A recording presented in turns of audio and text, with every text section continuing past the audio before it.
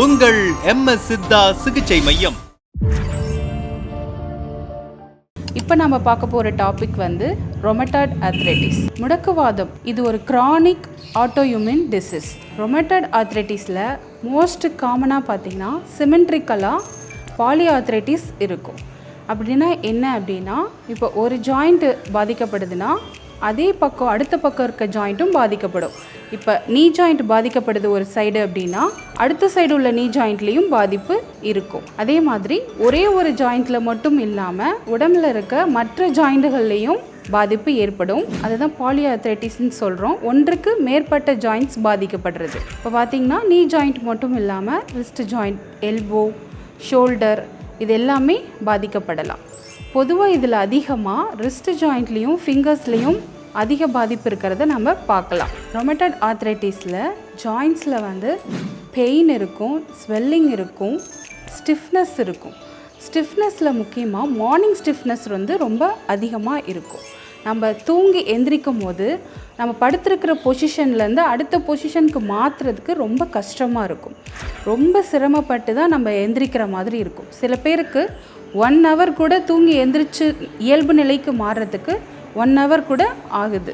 போன்ஸில் deformities வரும். நமக்கு swelling இருக்கனால, ஸ்டிஃப்னஸ் இருக்கனால நமக்கு போன்ஸோட அந்த போஸ்டர் வந்து மாறும். இதை நம்ம கைகளில் நல்லாவே பார்க்கலாம். ஸ்வான் நெக் டிஃபார்மிட்டிஸ் வரும். இதில் கைகள் வந்து நார்மலாக இல்லாமல் வளைஞ்சு நெளிஞ்சு காணப்படும்.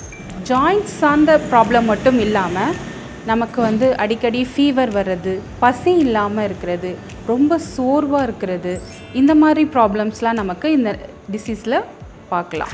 பொதுவாக முடக்குவாதம் வரும்போது ஜாயின்ட்ஸ் மட்டும் இல்லாமல் நம்ம தோள்களில், கண்களில், நம்ம ரெஸ்பிரேட்டரி சிஸ்டமில், கார்டியாக் சிஸ்டமில் எல்லாத்துலேயுமே பாதிப்பு இருக்கும். மசில்ஸ்லேயுமே பாதிப்பு இருக்கும்.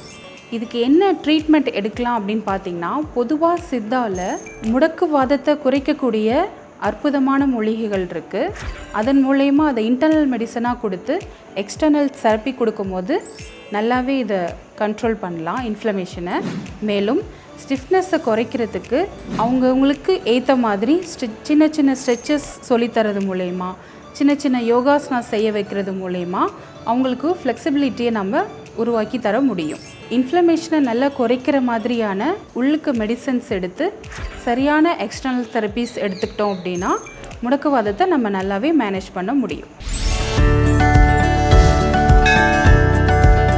நம்ம சேலம் மாவட்டம் ஆத்தூரில் உங்கள் MS சித்தா சிகிச்சை மையம்.